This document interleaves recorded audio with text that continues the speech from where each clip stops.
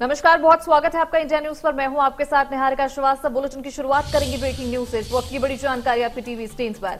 MP के विवादित IAS अफसर नियाज खान का ट्वीट। वर्तमान की केंद्र सरकार को 20 साल रहना चाहिए। वहीं उन्होंने ये कहा कि स्थिरता के लिए एक पार्टी की गवर्नमेंट होनी आवश्यक है। स्थिरता में लोग अपने हिसाब से काम करना चाहते हैं। वर्तमान सरकार को 2 दशक तक शासन करना चाहिए। तो इस वक्त की बड़ी जानकारी आपको दे रहे हैं। तो नियाज खान ने कि पीएम मोदी की तारीफ। इस वक्त की बड़ी जानकारी आप तक पहुंचा रहे हैं। नियाज खान ने ट्वीट किया जिसमें कई अहम बातें उन्होंने कही है। तो ये आपको ट्वीट भी दिखा रहे हैं जहां उन्होंने कहा कि वर्तमान सरकार को 20 साल रहना चाहिए, क्योंकि किसी भी सरकार को शासन के लिए 20 साल तो वर्तमान की केंद्र सरकार को 20 साल रहना चाहिए, उन्होंने इस ट्वीट में लिखा। तो विवादों के नियाज ने फिर से ट्वीट किया है, तो ये आपको ट्वीट भी दिखा रहे हैं। तो मोदी सरकार को 20 साल रहना चाहिए। साथ ही उन्होंने पीएम नरेंद्र मोदी की तारीफ भी की और यह भी कहा कि इस वर्तमान सरकार को लगभग 20 साल यहां रहना चाहिए। स्थिरता में लोग अपने हिसाब से करना चाहते हैं काम। तो ये ट्वीट भी आपको नियाज खान का दिखा रहे हैं। तो इस वक्त की बड़ी जानकारी और ये ट्वीट भी दिखा रहे हैं। तो आईएएस नियाज खान का ये ट्वीट। मोदी सरकार को 20 साल रहना चाहिए।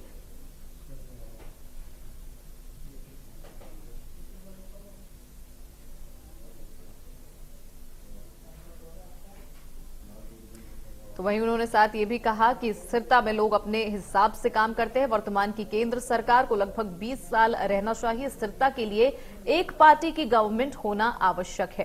तो इस तरह की बातें उन्होंने अपनी ट्वीट में लिखी है। साथ ही आपको बता दें कि कई पुराने मुद्दों पर भी वो लगातार विवादों में बने रहे और उसके बाद अब दोबारा ये ट्वीट करा है। इसके बाद भी देखने वाली बात होगी कि किस तरह की प्रतिक्रिया बाकी जगहों से आती है। तो विवादों के नियाज ने फिर से एक बार ट्वीट कर ये जानकारियां दी है और साथ ही ये कहा है कि देश में स्थिरता लाने के लिए एक पार्टी की सरकार लगभग 20 साल तक रहनी चाहिए।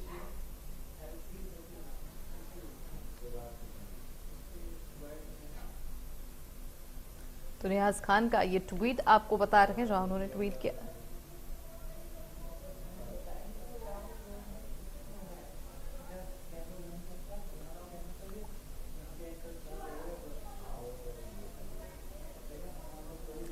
तो प्रभु पटेल हमारे साथ ज्यादा अपडेट के साथ जुड़ रहे हैं। प्रभु जी, आपसे जानना चाहेंगे कि किस तरह की जानकारी है। नियाज खान ने फिर से एक बार ये ट्वीट किया है, क्या कुछ प्रतिक्रिया आ सकती है, क्योंकि लगातार वो पहले भी अपने ट्वीट से विवादों में बने रहे। बिल्कुल, नियाज खान मध्य प्रदेश कैडर के आईएएस अधिकारी हैं। पीडब्ल्यूडी विभाग में अभी डिप्टी सेक्रेटरी हैं वो, और वो कुछ ऐसी भी किताबें लिख चुके हैं जिनको लेकर काफी चर्चा में रहे। उन्होंने आश्रम जो वेब सीरीज बनी है उस पर भी क्लेम किया था कि उनके उपन्यास पर वो वेब सीरीज बनाई गई। इसके पहले अबू सलीम पर की प्रेम कथा पर एक वो उपन्यास लिख चुके हैं।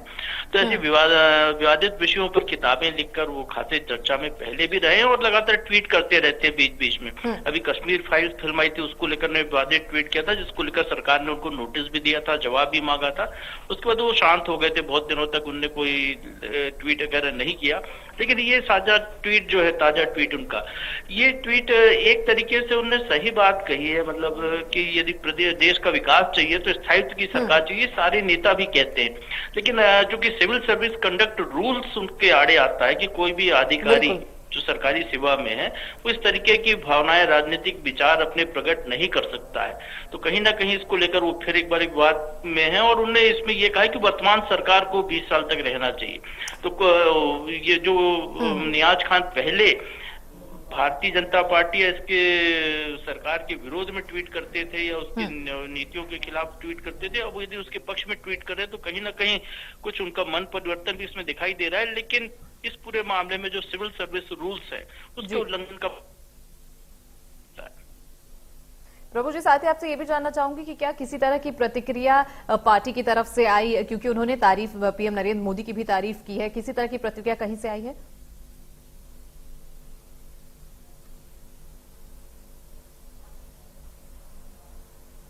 चलिए ठीक है प्रभु जी, तमाम जानकारी के लिए आपको बहुत शुक्रिया।